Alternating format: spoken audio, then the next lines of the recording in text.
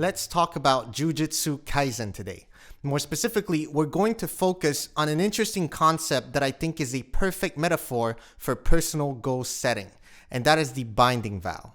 Binding vows are essentially contracts created through curse energy that an individual can make with oneself or another person. The act of abiding by the rules and restrictions agreed upon in these contracts can result in a greater power or the achievement of a goal. But breaking a binding vow has considerable repercussions. Based on this definition, I'm going to break down the video into 3 parts, go over why I think it is a powerful metaphor, and how you can benefit from leveraging this concept in real life. Do not worry if you have no idea what Jujutsu Kaisen is about. There's no need to have any previous knowledge of the anime to understand what I'm about to discuss. However, there are going to be some light spoilers from Season 1, so consider yourself warned. Now, let's dive into it. The first part of binding vows is about rules and restrictions. In Jujutsu Kaisen, Sukuna offers to heal Yuji's heart and bring him back to life with a few conditions. Number 1 is when Sukuna yells extension, Yuji must forfeit control over his body to Sukuna for 1 full minute. Number 2, Yuji will forget about this pact. And number 3, Sukuna won't injure or kill anyone within that minute. In real life, rules and restrictions are also very present in our day-to-day. We make pacts and agreements with others all the time. For example, as a citizen of a country, you abide by the rule of law. You offer part of your freedom in exchange for certain rights and privileges. When you work in a job, you abide by the rules of your employer. You offer your labor in exchange for money. And when you are a student, you abide by the rules of your school and the educational system.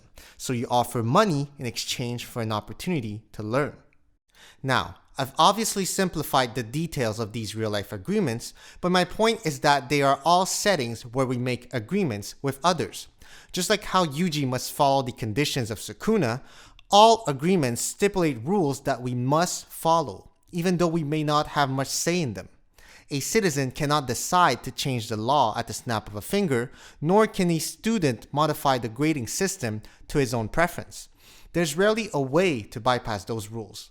In Jujutsu Kaisen, curse users must follow a set of rules whether they are making a binding vow with others or themselves. And the latter also applies to us. And that is what most people don't realize. When we commit ourselves to a goal, we are all following a set of rules. No matter how small your personal goal is, you are always abiding by a set of rules and restrictions. They are obviously different depending on what your goal is, but there's never a case without rules. At least not that I can think of, so if you have one in mind, feel free to let me know in the comments. Here are some high-level examples. If your personal goal is to lose weight, you need to abide by the rules of human biology.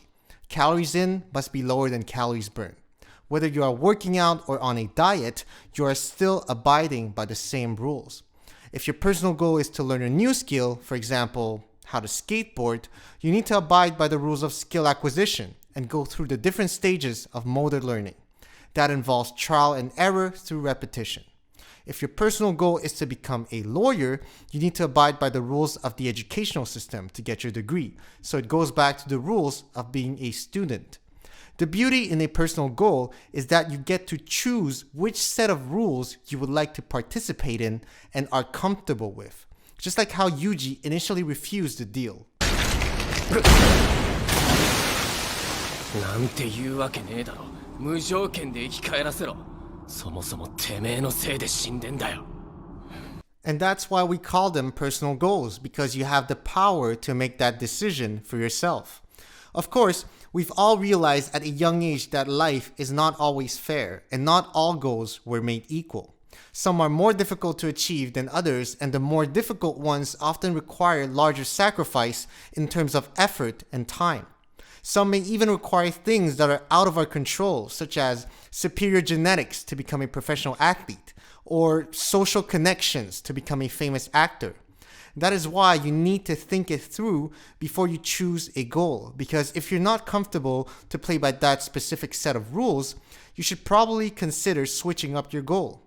Now, the point of going over those basic rules was to show you that more often than not, we already know the blueprint to our goals. the actions needed to take could be crystal clear, but people would still not follow them. The reason why is because the hard part is not about understanding the rules of the game, but abiding by them. And how do we call this practice of following rules? Discipline.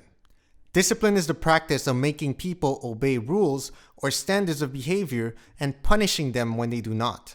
Sounds familiar, right? Because that's exactly referring to the second part of binding vows. Repercussions. Going back to Sukuna and Yuji, those three conditions were the rules and restrictions of the binding vow. But what made sure that Sukuna would follow them? It was the penalty from breaking the vow. The repercussions are what forced Sukuna, the king of curses, to abide by them. And that is the power of guaranteed and significant repercussions. The keywords here are guaranteed and significant. When you know for certain that you will suffer considerable punishment for breaking the rules, it is much easier to enforce them on yourself. Imagine that you had set yourself a goal to work out 3 times a week, and today is the last day of the week, but you've only worked out 2 times. If there are no repercussions for not following through, you may not feel compelled to do that last workout. Now, imagine that Bomber from Hunter x Hunter set a ticking bomb on your body to blow up in the next hour unless you jog for 30 minutes. Do you think you would do it? You bet you would. The reason is that the pain of dying far outweighs the pain of jogging for 30 minutes. And that is one of the keys to discipline. You need to enforce repercussions that are more painful than the pain you would assume if you don't follow through. Just like how Sukuna doesn't want to be punished for not following the conditions. 信じられるか。信じる信じないの話ではない。これは縛り、制約だ。守らねば罰を受けるのは俺。Now, in real life, the natural repercussions are sometimes so gradual that it does not create enough urgency for you to take action. If you don't work out or eat healthy for a month, you may gain weight, but at a very slow pace. So slow that you wouldn't notice the difference on a day-to-day basis. So how do you enforce repercussions that are painful and create enough urgency to motivate you? The answer is added accountability. You need to hold yourself accountable for not following through on top of the natural repercussion, which would be, in this case, gaining weight. And that could be with the help of an accountability partner. It could be as simple as having a gym buddy and you both agree to work out together 3 times a week. And if someone bails out, that person gives $100 to the other one. The penalty could be anything, really. It could be a fitness penalty, where you need to run an extra 30 minutes in the next session if you bail out. Or even a silly dare. If you bail out one more time, I'm going to tell your crush that you have feelings for her. Really, you can get very creative with the penalty as long as it annoys you enough to push you to take action. Note that I'm using the word pain to define an unpleasant feeling, but please know that the only goal here is to enforce repercussions that are significant enough to motivate you. That's it. I'm definitely not advocating anything extreme that would cause physical harm to yourself or others. That would be counterproductive and unnecessary, so please don't hurt yourself or anyone else. If you don't have access to an accountability partner, you will need to rely on yourself. Self-motivation is actually one of the most powerful things you can develop, but it is hard to obtain and even harder to maintain. And that's where the final section of the binding vow comes in. Rewards. Rewards give us a purpose. I've been focusing on Yuji since he is the main character, but the same pattern of rules, repercussions, and rewards can also be applied to the other characters. For example, Nanami Kento. He has a signature binding vow with himself called Overtime, where he limits the amount of curse energy he can use when he's officially on the clock working for Jujutsu High. Once he goes beyond his normal shift and overtime hours begin, Nanami is granted a boost in curse energy that makes him more powerful. Another common binding vow would be showing one's cards, where the users reveal verbally how their curse technique functions. They can then maximize the output of curse energy in their attacks. As described, the rewards play a big part in motivating the characters into following the rules, as it ends up granting them tremendous powers. In a fictional setting like Jujutsu Kaisen, the probability of receiving the reward is 100%. Of course, this is not the case in real life. As we mentioned, some goals have requirements that are out of our control. But to boost your self-motivation, you don't even need the probability to be 100%. It just needs to feel probable. Probable enough so that you are comfortable to put in the work because you believe there is a good chance of getting your reward. Building enough self-belief in your success rate to the point where your sacrifices in time and effort will feel justified. A very powerful self-fulfilling prophecy. The more probable it feels, the more effort and time you put in. The more effort and time you put in, the higher your probability of success. The reality is, guaranteed rewards aren't even all that uncommon in life. Going back to our weight loss example, if you work out and eat healthy, you are guaranteed to lose weight. If you're not, it doesn't mean that you are different and that the rules don't apply to you. It simply means that you're either not working hard enough or not eating as well as you think. So you're not getting the reward because you're not abiding by the rules. I know it sounds harsh and it's not what most people want to hear, but that is when you need to be honest with yourself. Are you working as hard as those people that have earned the rewards you are chasing? Are you putting in the same level of effort and time as they do? Only you know the answer to those questions. In the end, the rules and repercussions are often already laid out for us based on our personal goal and the reward we choose to chase. Once you understand this concept, it's all a matter of how much value you are willing to give up for what you desire.